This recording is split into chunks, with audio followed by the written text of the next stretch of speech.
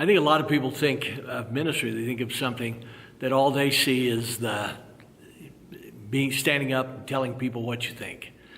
That many times we see those that do have some success, and it is a blast. It's a blast to be able to serve God and do it. But I don't care who you are and what you are, pain is part of life.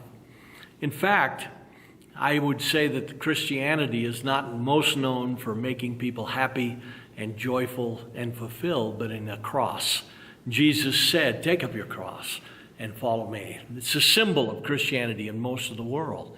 I've traveled to over 24 nations, and I've spent time with pastors that regularly get beaten. I've been in countries where it's a heavy cost to be a Christian, and yet the people have probably more joy than in others because they're not allowing bitterness or anger to take them. They're not expecting everything to be a trip to Disneyland, but they're not surprised by the pain or the power.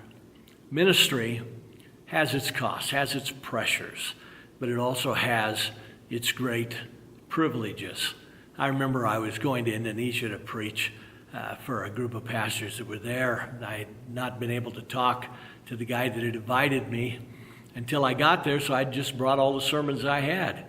And I asked him, I said, what do you want me to preach on? He said, I want you to preach on the cost, on suffering.